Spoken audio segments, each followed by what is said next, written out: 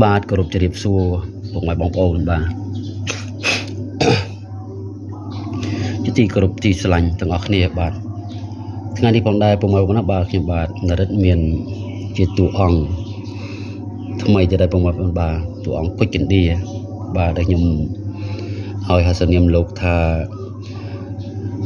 នាងពូនត្រប់បាទនាងពូនត្រប់បាទនាងពូនត្រប់នេះផងដែរគឺពិបាករកបាទបងប្អូនយើងខ្លះគាត់ហៅនាងលាក់គាត់ទៅហៅគុជចិនឌាបាទហើយខ្លះទៅហៅគុជចិនឌានៅខ្លះហៅនាងលាក់ហើយចំណែកខ្ញុំវិញថែមឈ្មោះឲ្យមួយទៀតគឺនាងពូនត្រប់បាទនាងពូនត្រប់លោកអីលោកពិបាករកពេកបាទលោកពិបាករកណាស់បាទនៅប្រហោងលូបាទខាងនេះក៏នៅប្រហោងដែរក៏ឈិងកញ្ឆោនអញ្ចឹងបើឆាបតែមកបានពុកមកនោះបាទរឹងពេកលោករឹងពេកឆាបមិនតែមកតែដាច់បាទរូបរាងលោកមិនសូវជាស្អាតក៏មីកំកខ្ញុំក៏ឆាបសម្អាតលោកទៅប៉ុន្តែសាច់រឹងណាស់ពុកមកនោះបាទសាច់ដូចដែកអញ្ចឹងបាទដែលបុរាណលោកយើង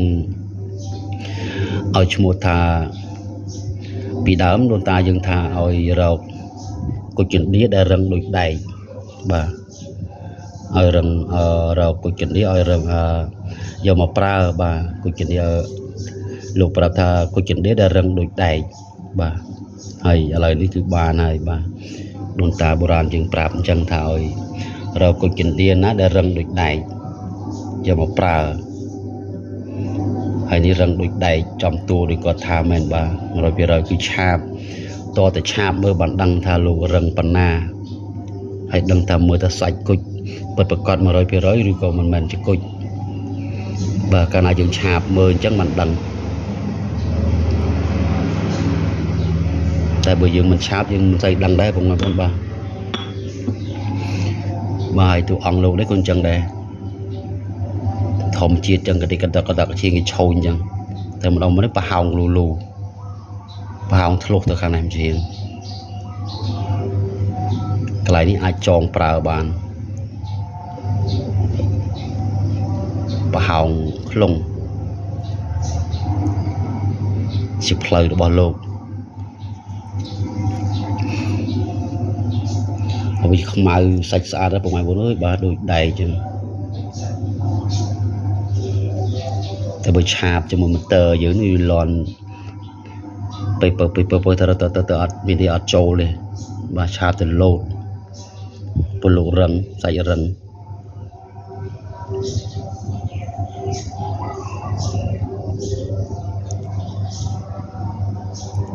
នេះប្រហោងកន្លែងប្រហោងប៉ោងប៉ិនផ្លែធូប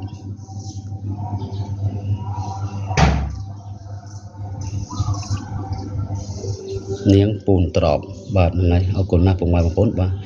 អរគុណច្រើនពុកម៉ែបងប្អូនទាំងអស់គ្នាបាទវីដេអូនេះមានប៉ុណ្ណឹងទេបាទសូមអរគុណសូមគោរពលាសូមជូនពរសំណាងល្អសុខភាពល្អទាំងអស់គ្នា